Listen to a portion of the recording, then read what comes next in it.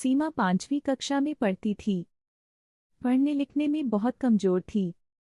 बस उसकी एक ही विशेषता थी कि वह दिखने में सुंदर थी, इसलिए सब उसकी सुंदरता की तारीफ करते थे। सीमा को इस बात का घमंड हो गया और वह ऐसी लड़कियों से नफरत करने लगी जो सुंदरता में कुछ कम थी। उसे सबसे अधिक वंदना से नफरत थी क्योंकि उसका रंग कुछ काला था। वह हमेशा उसे काली बिल्ली कहकर चिढ़ाती थी। लेकिन वंदना का स्वभाव इतना अच्छा था कि वह उसे कभी कुछ न कहती। वंदना बड़ी भोली भाली लड़की थी। पढ़ने लिखने में बड़ी होशियार थी। सभी अध्यापिकाएं उसे बहुत प्यार करती थी। घर पर भी माँ उससे बहुत खुश थी। हर काम में माँ को सहयोग देती। सभी काम वह मन लगाकर करती थी। वह बड़ी बड़ी सफाई पसंद थी, इसलिए हमेशा साफ सुथरी भी रहती थी।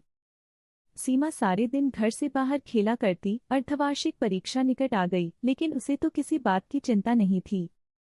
एक दिन सीमा सवेरे अपने घर से बाहर निकली। उसके पापा नई गेंद लाए थे, इसलिए वह बहुत खुश थी। वह सीधी अपनी एक सहेली दिव्या के घर गई। दिव्या उस समय अपने घर की सफाई करने में मदद कर रही थी।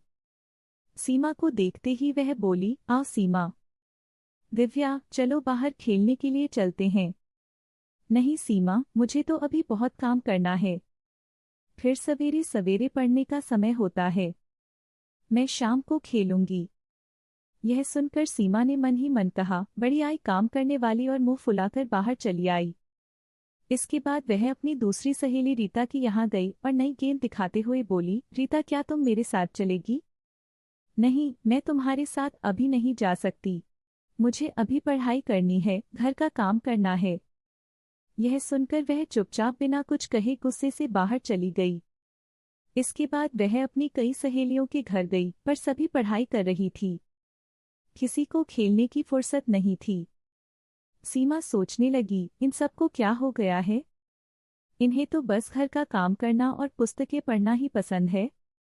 फिर कुछ सोचकर सीमा अपनी प्रिय सहेली नीता के घर गई, लेकिन वह भी उस समय पढ़ाई कर रही थी।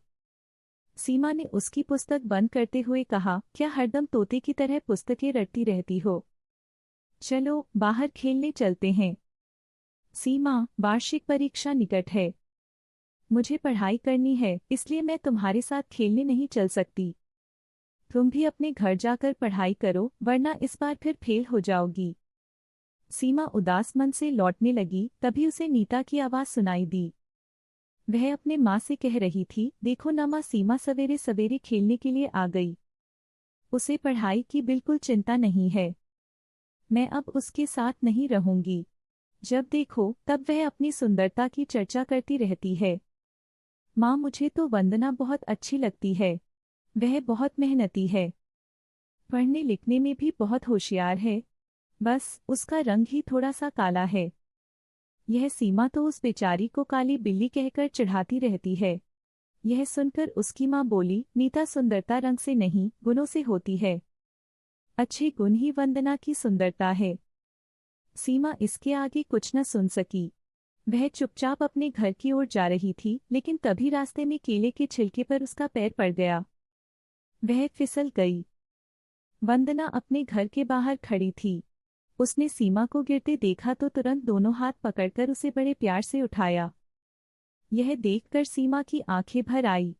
वह मन ही मन सोच रही थी कि वह वंदना से कितनी नफरत करती है, लेकिन वंदना के मन में उसके लिए कितना प्यार है।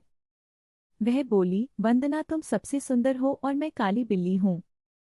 मैंने तुम्हें काफी तंग किया है, बहुत चिढ़ाया है, मुझे माफ कर दो। अरे भला सहेली से माफी मांगी जाती है?